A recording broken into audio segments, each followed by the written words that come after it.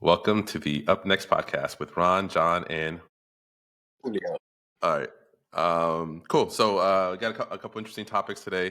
Wanted to start with DeepSeek. If you guys don't know, it's been all the rage lately. Even mainstream media has been covering it.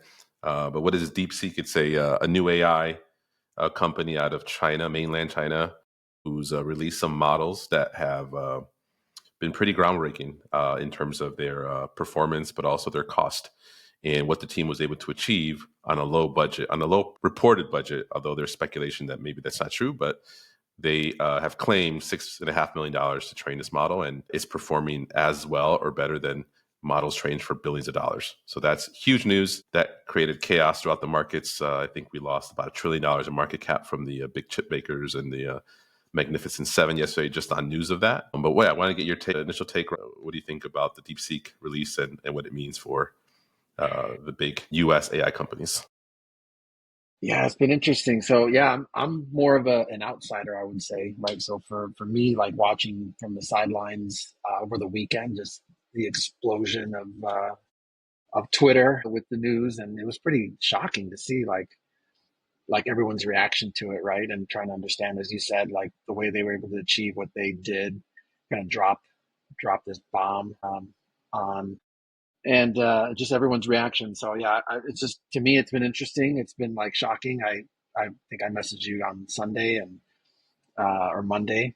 I went to DeepSeek and was going to start using it and stuff, and just everybody's reaction was like, "Man, this is so much better than OpenAI and Google and Meta and what everyone here in the U.S. has been able to achieve."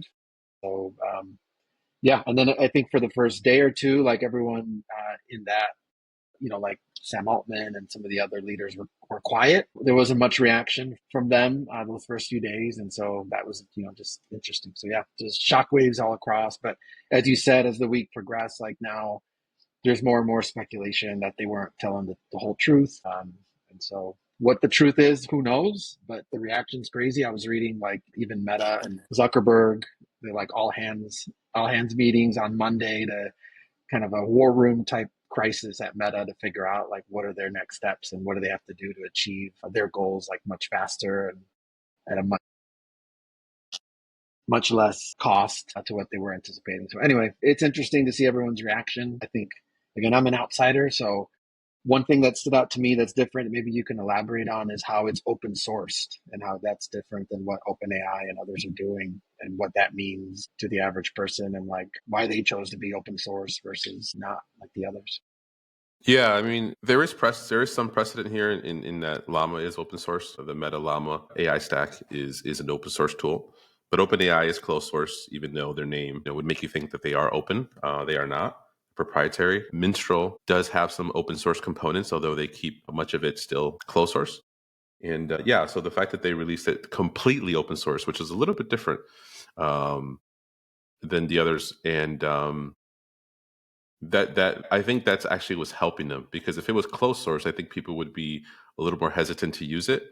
But what's happened when you open source a technology like that, you allow others to take your model and then use it and host it themselves. So you can actually, a lot of people are afraid of using DeepSeek directly because, data harvesting, they'll have your data and all that, they'll capture keystrokes, etc. But you can actually use DeepSeek through other providers. You can use it through Perplexity, actually. You can use it through something called Venice. You can use it through a bunch of providers and not use DeepSeek directly. And so DeepSeek doesn't benefit in any way, shape, or form in that case, and doesn't have access to your data. But if you are using DeepSeek directly, they will be collecting your data. They will be collecting your keystrokes. So definitely use care with adding any proprietary information or anything that would be considered maybe confidential to that or even personal. So that definitely helped them and build confidence. The other thing that I think it was really unique about DeepSeek is, first of all, DeepSeek has multiple models, but the one that people went crazy over is this R1, which is their reasoning model. This is idea that it's thinking like a human, right? It takes time to think, to articulate an answer versus just a one shot give you an answer, which is what we're kind of used to with previous models. And OpenAI was the first company to release a reasoning model, or it's called a chain of thought model, and that's their O1 model, and that works very well. But what OpenAI doesn't do is it doesn't transparently show you the thinking steps, right? It'll distill that down and give you a very high level, more safe version of the thinking model, right? But what DeepSeek is they give you the full thinking model, and this is actually really really interesting, and what I think most people are reacting to, because when you ask DeepSeek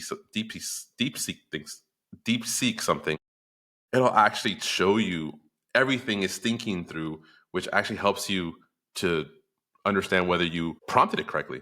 So it might say, hey, as I'm thinking about this, he might be asking me if I mean this or that. And then it helps you clarify your thoughts like, oh, actually, I didn't give it enough information about that. And you can see how it's going through its chain of thought to figure out what the answer should be. And the fact that you could see how it's thinking, it's almost like if you ask somebody a question and they're thinking out loud, be like, oh, okay, let me work through the steps, versus if they just gave you an answer. That's the part that I think people are really have a visceral positive reaction to, because it builds trust in that the model understood you, or that you understood the model, and you guys can actually interact in a much better way than you just get an answer and wondering if it understood and answered you correctly. That's crazy. Yeah. And then That's the other crazy. thing What? that So let's say the reason why the markets tanked was because, right now all these US companies are buying billions and billions of dollars of chips from Nvidia. And we're paying a lot of money in tokens, right? This idea that when you talk to an LLM, it's all based on tokens, that you take the words that you're asking it and the words that are being returned, and those are chunked up. You could think of it, each word as a token, but it's not exactly always a word. And you're paying on a per token basis a price. And what DeepSeek did is they basically trained the model at a fraction of the price that the previous models provided, and they're giving their model, making it available for cheaper. Actually, they're giving their main model right for free right now. You can use it on the site. They don't even charge you. Their state of the art model, whereas OpenAI, they'll charge you the $20. Claude will charge you $20 to use the state of the art. They'll let you use an older model for free, but the state of the art, you got to pay for that. In fact, the state of the art model for OpenAI is $200 a month right now. So they're basically giving you this value for free. And hmm, again, OpenAI's Pro model is probably still better, but it's that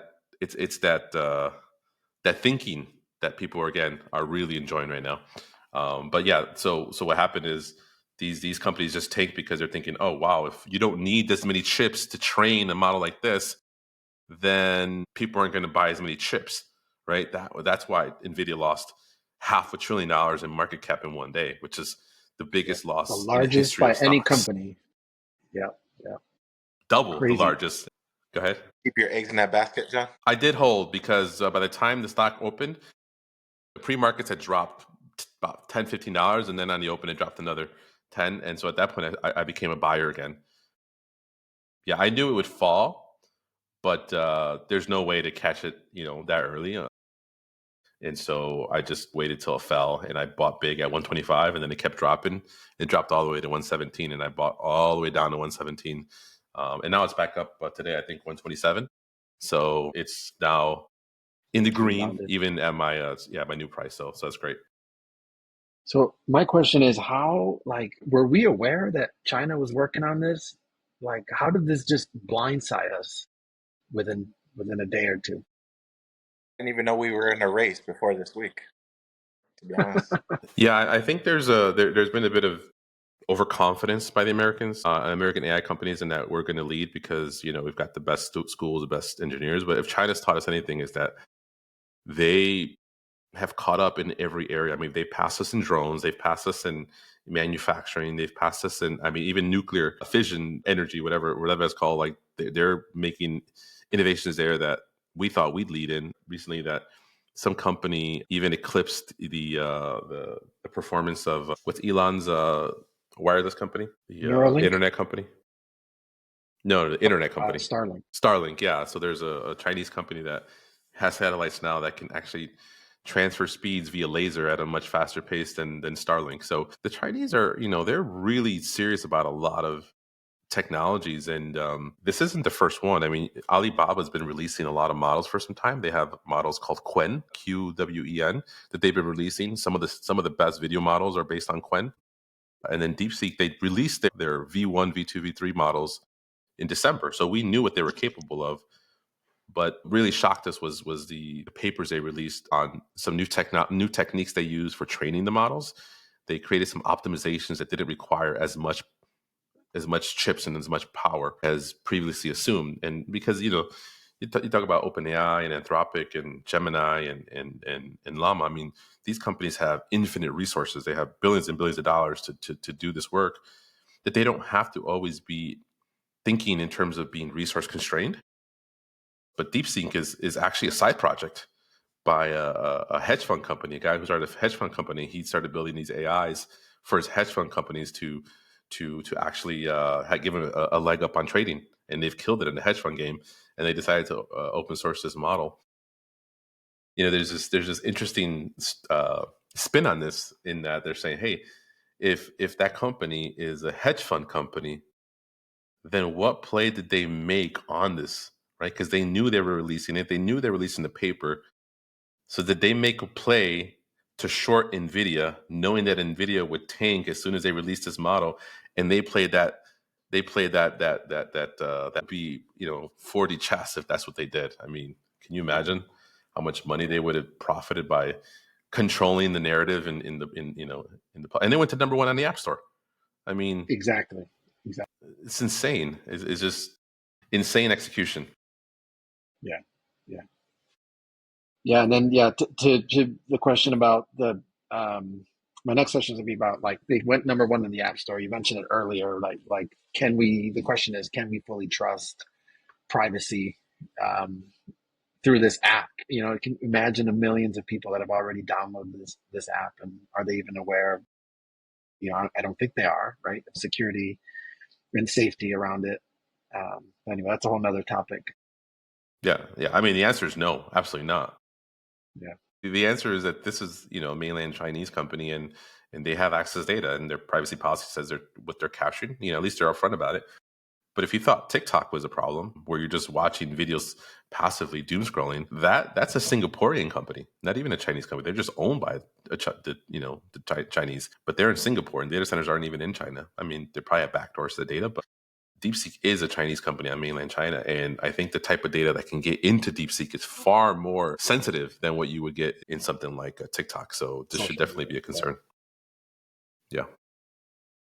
So what's next? Like, I'm just curious, like, what's next, for what does that what happens with OpenAI? Like, what happens with Meta, like Gemini? Like, I mean, this has to be good for us right here in the US, in terms of, like, now it's sort of a wake up call, right? It got so popular, so massive, it made headlines like shockwaves, that these leaders have to be, scrambling right now to, like, pick up the pace, become more resourceful. Like, I mean, it's a game changer, isn't it? Yeah, absolutely. I think America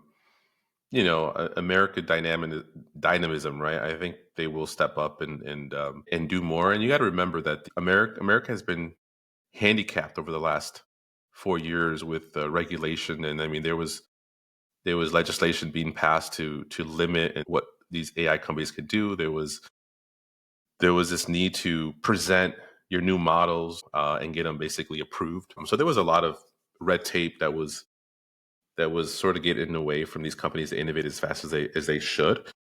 Europe, it's far worse. So Europe is going to struggle even more severely to keep up. But in China, they don't have those regulations. And so they were able to run while we had to walk, and we had to navigate the obstacles.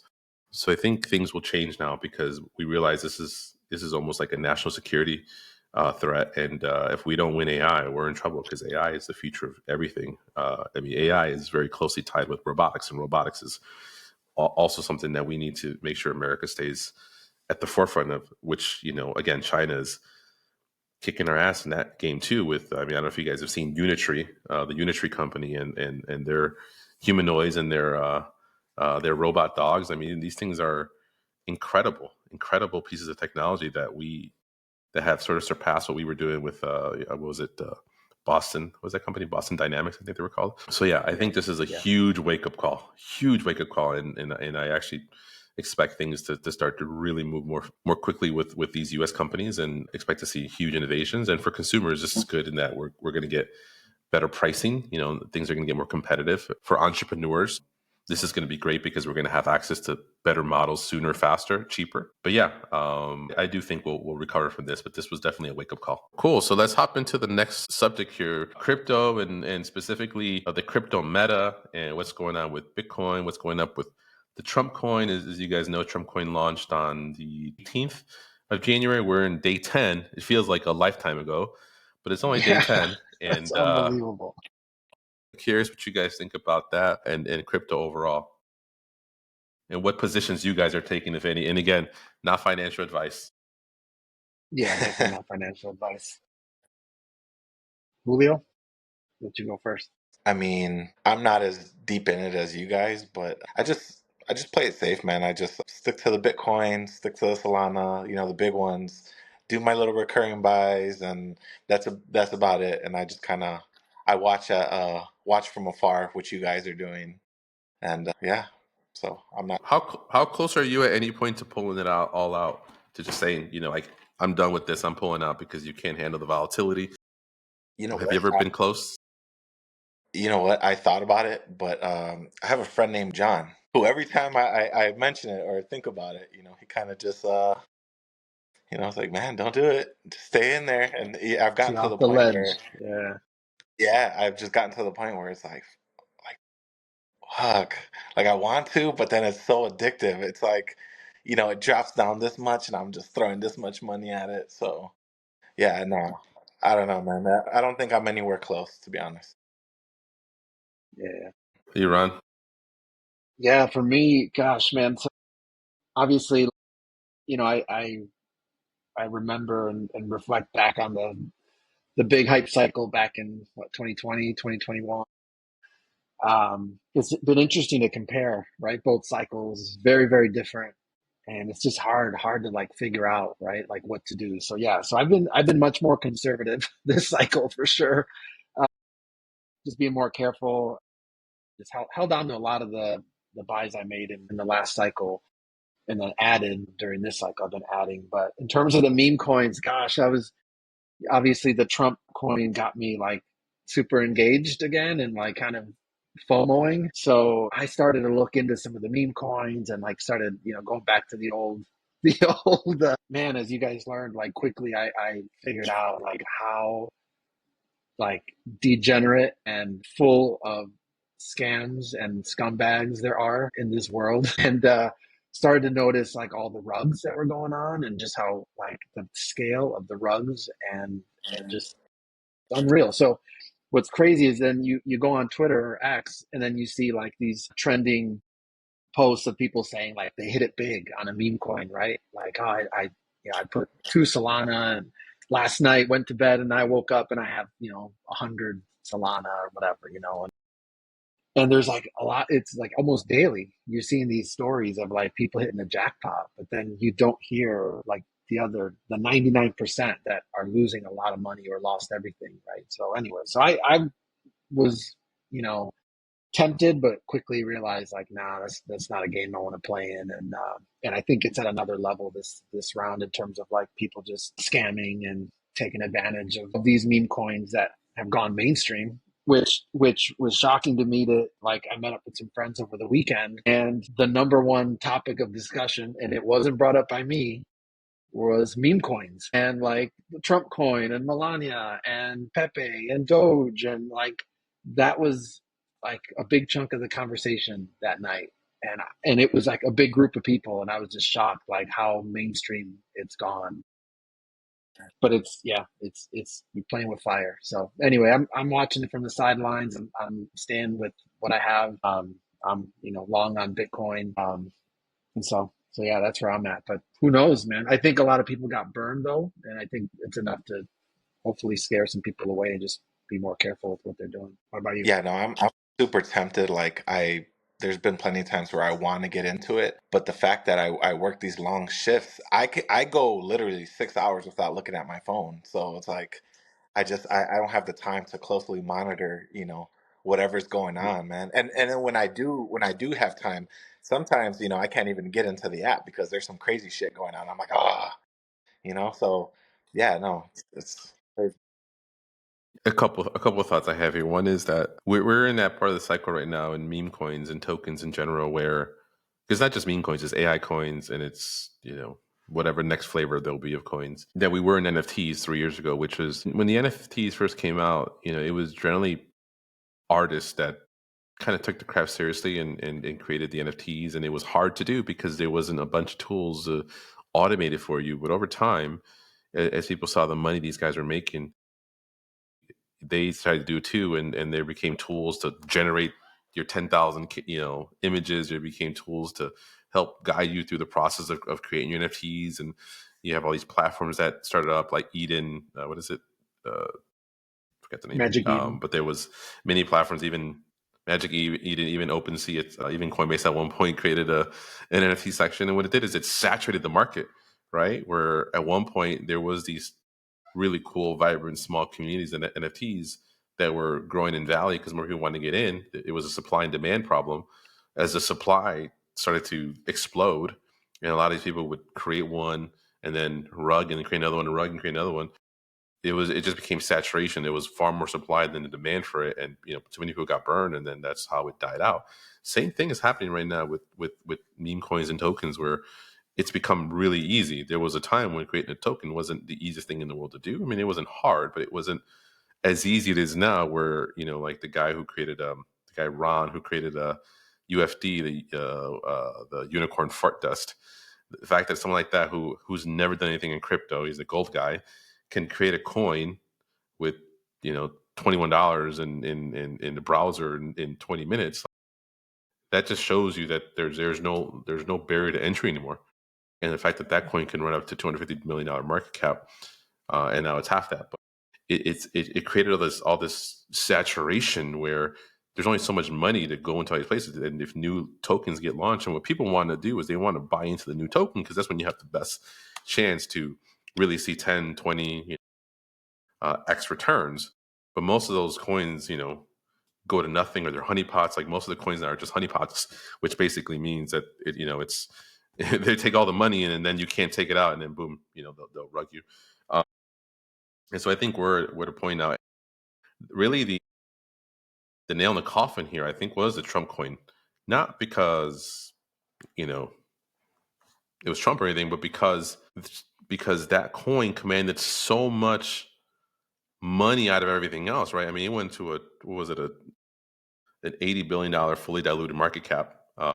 I don't know what it was um, with the outstanding tokens, maybe like 15.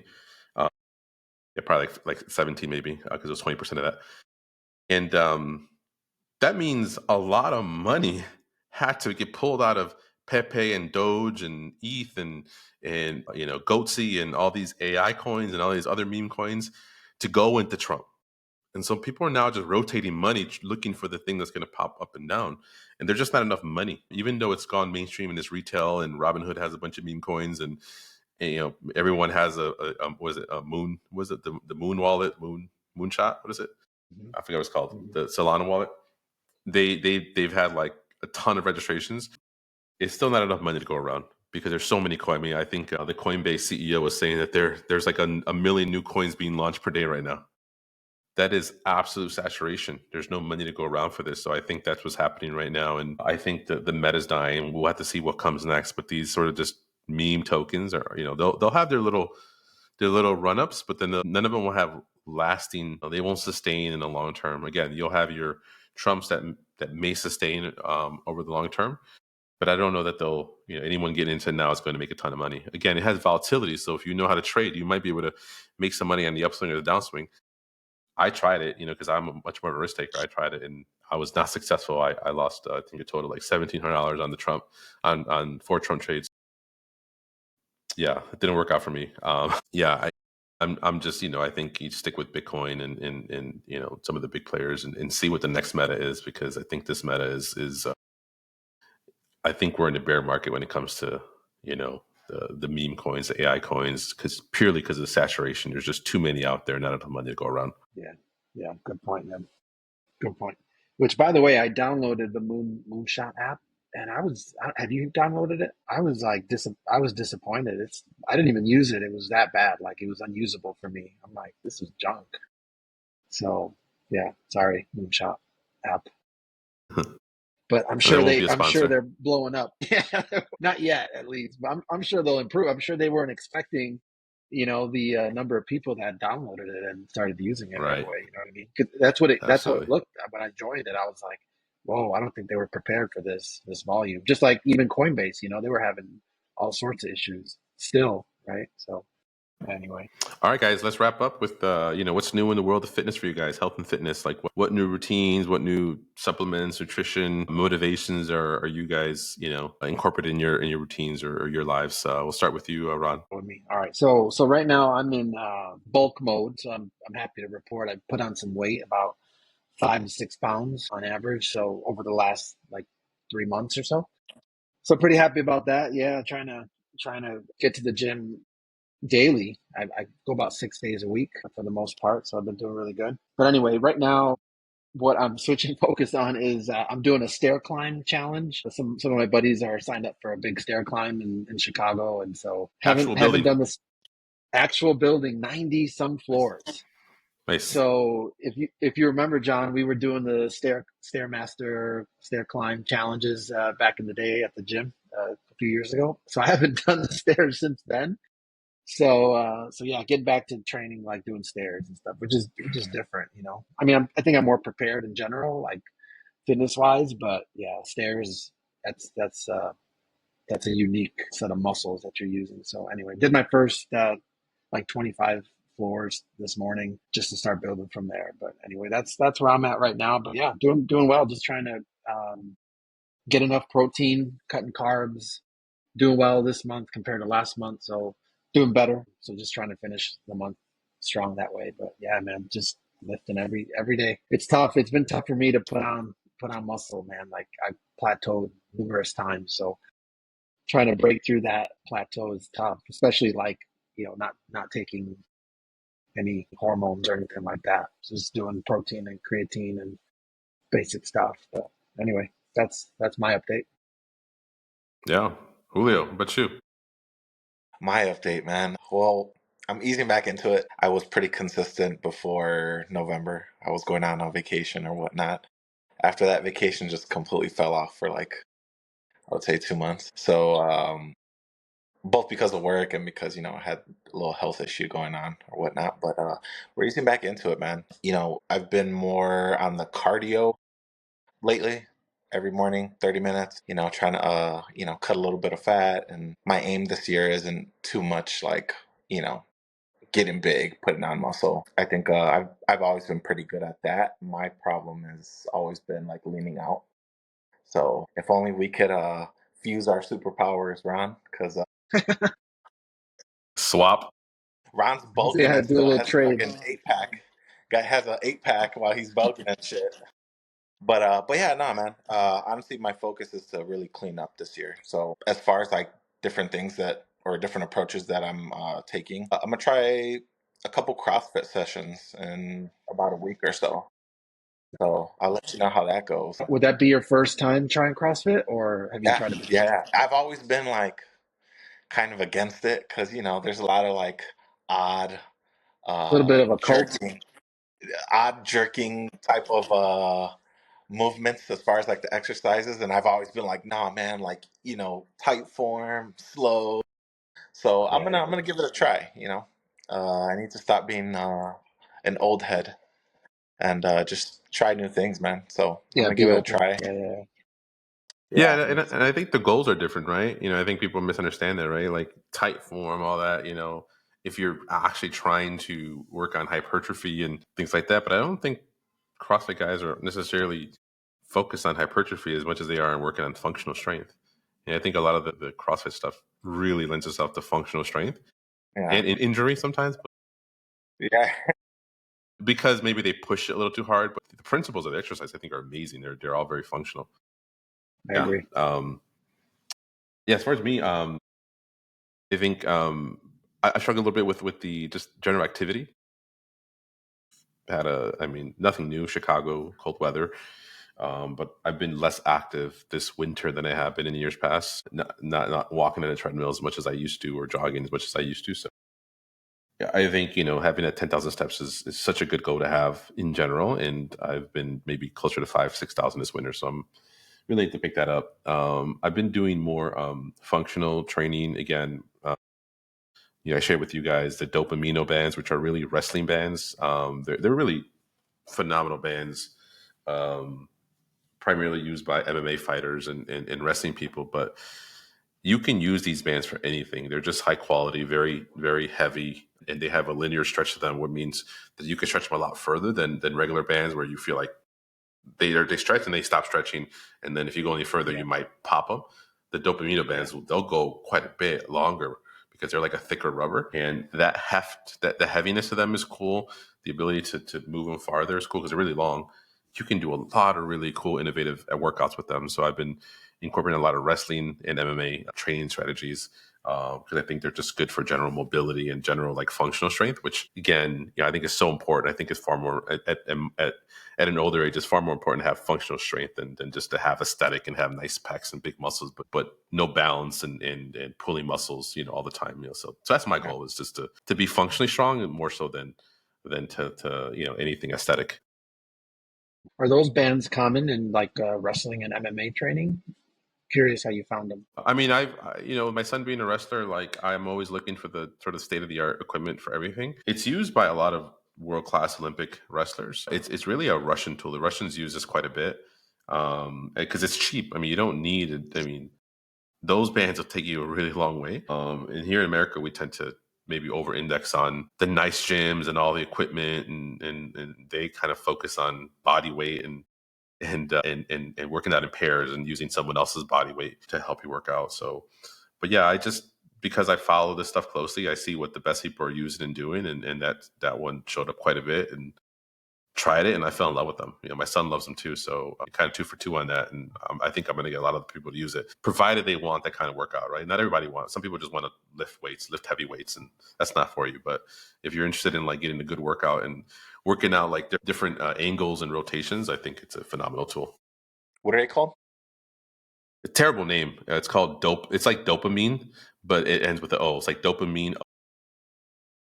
Amino bands. Yeah, and they're not cheap. I mean, I think the set I bought was like 6, 7 bands, different weights for like 800 bucks. So I would say they're about $100 a band. And then you Yeah. got you have the ankle straps too, so you can do things with your legs. So, but I think it's been a good investment for us for sure. And I haven't even used the heavy bands. We've been using the light, like the first two. The I know you first got to train two, your way up. yeah. I would imagine that'd be super good for like someone who's like traveling a lot for like work and Yeah, needs something more portable. because you could 'Cause, take I them mean, outside too, and hotel gyms, like let's be honest, like never really, I've been to some hotel No, gyms, not it. terrible. Yeah, terrible, man. Yeah, I used to pack up my bands, one or two, just basic stuff, just to do some extra things at the gym for sure. well, yeah. So cool. We're at our finishing point. Any parting words, guys? None at all for me. I'm sure next episode, gosh, like we get like how many like years of news in a single day nowadays? It'll feel like a year from now, but we'll be back in a few days, I'm sure. For sure. All All right, right, guys. guys, Talk to you later. Bye. All right, guys. take it easy.